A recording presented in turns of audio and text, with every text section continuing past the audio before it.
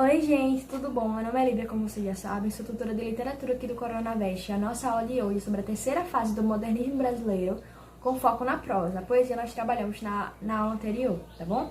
Então, primeiramente, a gente precisa lembrar das características gerais, né, dessa geração de 45 que foram citadas na aula anterior, mas nós precisamos relembrar novamente, certo?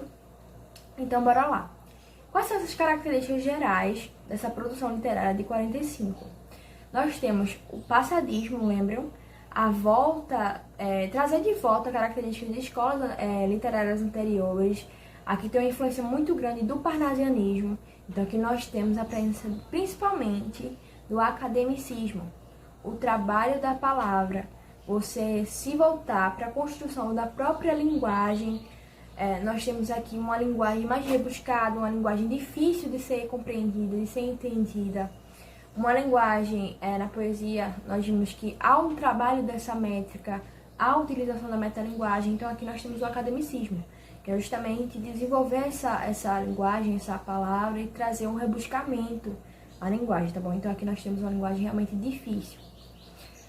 Temos a união entre nacionalismo e universalismo. Não sei se vocês lembram, mas a proposta de 22 era justamente trazer esse nacional.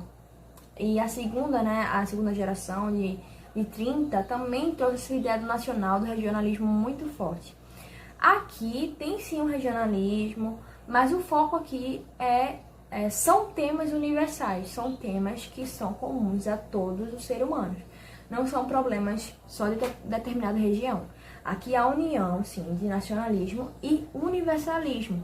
Então aqui nós temos uma característica desse passadismo, que é trazer esse universalismo de volta, sem focar tanto em temas regionais, em temas realmente nacionais, em temas do Brasil. Aqui nós temos temas comuns, certo? Então, essa característica de nacionalismo e universalismo. Aqui nós temos uma escavação dos conflitos entre o homem e a sociedade, entre o ser humano e os seus problemas quando inserido em sociedade, certo? Os conflitos existenciais, por exemplo. Então aqui nós temos a metafísica, a análise psicológica do personagem. Então essa análise psicológica, olhar para o interior do personagem, explorar o interior, o universo interior do personagem. E isso é exposto através de monólogos, por exemplo, certo? Através do fluxo de consciência, e através desse fluxo de consciência das personagens, nós podemos saber, nós podemos ter consciência e passar junto com esse personagem que ele está passando, digamos assim. Nós sabemos tudo o que ele está sentindo através dessa análise psicológica. E agora que já relembramos essas características gerais, vamos aos autores, né, para que vocês conheçam melhor essa produção literária da geração de 45, né, melhor essa prosa. Então, a primeira autora que nós vamos trabalhar é Clarice Lispector, uma ucraniana que viveu aqui em Recife, certo? Autora de romances, de contos, de literatura infantil. Clarice, ela produz uma prosa urbana e a sua principal característica é a introspecção. Clarice, ela vai fazer uma sondagem do universo interior. Clarice, ela é intimista. Ela vai trabalhar com o subconsciente dos personagens, com o inconsciente dos personagens, se aprofundar nesse inconsciente, nesse universo interior. E tudo isso em cima de uma linguagem difícil. A produção literária de Clarice é muito difícil de ser compreendida assim, logo de cara, porque é uma linguagem difícil. Clarice, ela trabalha muito bem a palavra, ela desenvolve bem a linguagem dela, certo? Então, você lê um texto, um livro dela, por exemplo, você precisa ter muita atenção ao que você está lendo e realmente se envolver naquele romance junto com ela, junto com o personagem, porque é uma linguagem trabalhosa de ser realizada, tá bom? Então, e junto a essa questão de subconsciente, de análise psicológica, de introspecção, de intimismo, Clarice, dentro de sua obra, ela traz momentos de epifania dos personagens, certo? E tudo isso é feito a partir de um ponto de vista feminino. Clarice, ela vai trazer um olhar feminino à sua produção literária. Tem uma entrevista que foi feita com ela que, assim, quem assiste geralmente fica preso a Clarice. Você fica preso principalmente ao olhar dela. Ela passa essa questão de intimismo, de profundidade que ela possui. de mistério. Então, tudo isso é transparecido em suas obras. Clarice, ela vai ter como sua principal característica esse intimismo, esse mistério, essa sua profundidade nas suas obras, né? A Hora da Estrela é uma obra fantástica, assim, inclusive tem filme que vocês assistam o filme também, leiam a obra. E assim, talvez vocês demorem um pouco a entender, mas assim, o final, tudo é bem feito, bem trabalhado, ela é genial. Então, assim, conheçam Clarice Lispector, conheçam, é uma autora incrível. E suas principais obras, né, são, assim, das mais conhecidas, nós temos Laços de Família, que é um conto, nós temos A Hora da Estrela, nós temos A Paixão Segundo GH. Então, assim, indico muito que vocês leiam, inclusive, A Hora da Estrela chega a ser leitura obrigatória em muitos vestibulares, certo? Então, de Clarice, lembrar de introspecção, o interior, a análise psicológica, né, a exploração do interior do personagem. E seguindo essa ideia de análise psicológica, de introspecção, nós temos Lígia Fagundes Telles, outra autora aí que vai, através de seu olhar feminino à obra, de seu ponto de vista feminino, vai explorar esse universo interior do personagem, certo? Vai fazer essa escavação do interior do personagem, através também da análise psicológica, perdão. Então, nós temos aí autoras muito parecidas. E aí, de suas obras mais famosas, nós temos As Meninas, Antes do Baile Verde, e nós temos Ciranda de Pedra. Guimarães Rosa. E aqui nós temos um autor que vai desenvolver uma prosa regionalista. Ele vai unir ao regionalismo também o universalismo, certo? Então aqui, nesse regionalismo, nós temos o retrato do sertão mineiro e de personagens desse sertão mineiro, certo? Mas também ele vai trazer temas universais, questões sociais, existenciais, metafísicas. Então ele vai desenvolver questões comuns ao ser humano, certo? De seres humanos de todo lugar do mundo. Então são questões universais, comuns a qualquer ser humano, tá bom?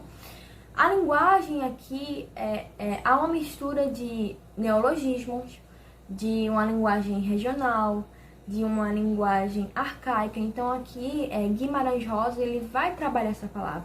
Ele é reconhecido por isso, porque ele vai desenvolver essa palavra. E dentro de uma narrativa intensa, uma narrativa bem trabalhada, que traz muitas metáforas, que traz alegorias, certo? Que traz um ritmo, certa musicalidade nessa sua produção. E também traz uma característica mitopoética, digamos assim, né? Ele vai trabalhar esse texto poético junto com o mítico, unindo sutilmente a fala e o texto poético. Então, Guimarães Rosa é um autor que, através dessa sua prosa regionalista, vai desenvolver essa característica do sertão, tá bom? E vai desenvolver a palavra, que é uma característica da geração modernista, da terceira fase modernista em si, certo? Por quê? Porque tem essa característica passadista, diferente das outras gerações. A primeira, por exemplo, tinha a proposta desse radicalismo, né? E a segunda já era mais madura, mas também tinha essa noção do verso livre, da liberdade formal, tá bom? Aqui não, aqui já volta a ideia de métrica, de você respeitar essa métrica, de você trazer uma linguagem mais rebuscada. Então esses autores, eles realmente vão desenvolver a linguagem, vão trabalhar essa linguagem dentro de poesia, dentro de contos, dentro de romance, certo? Então Guimarães é um dos autores que fazem isso. Em suas obras mais importantes, nós temos Grande Sertão Veredas, sua obra mais conhecida, que chega a ser também leitura obrigatória de vestibulares, certo?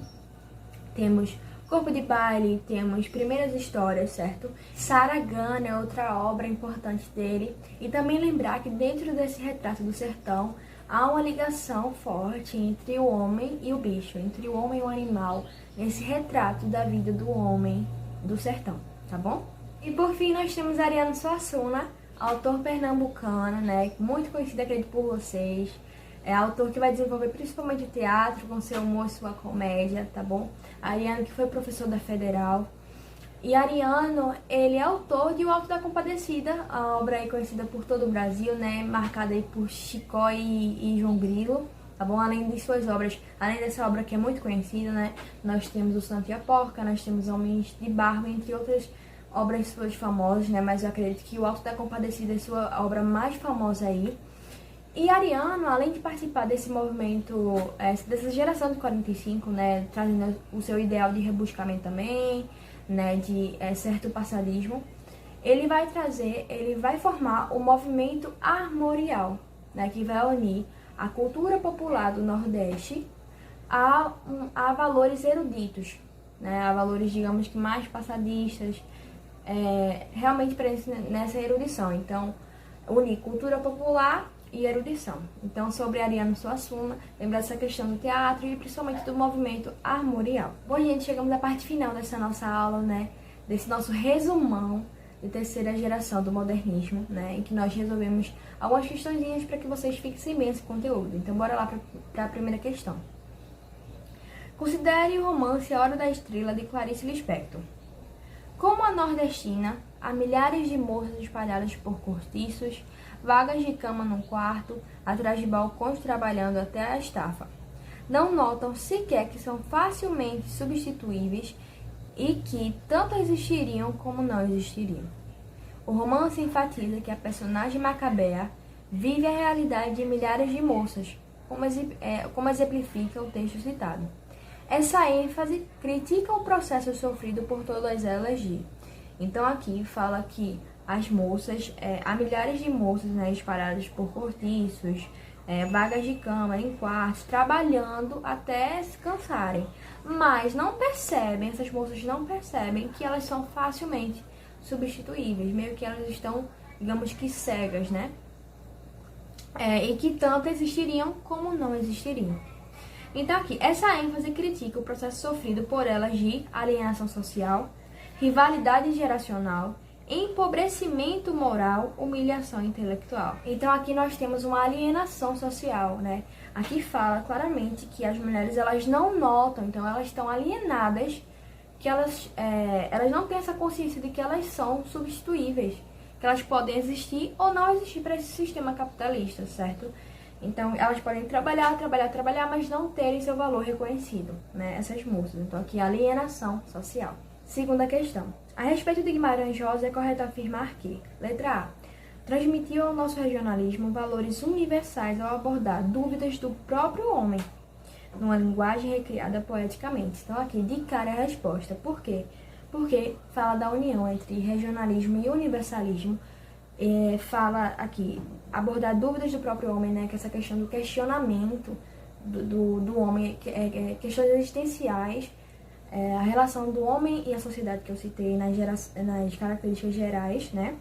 E aqui numa linguagem recriada poeticamente, esse trabalho da linguagem, ele recria a linguagem, ele trabalha a palavra, ele traz características, digamos que inovadoras à linguagem, né? Ele junta arcaísmo, junta regionalismo e junta neologismo. Então aqui ele recria a linguagem, tá bom? Então aqui resposta letra A.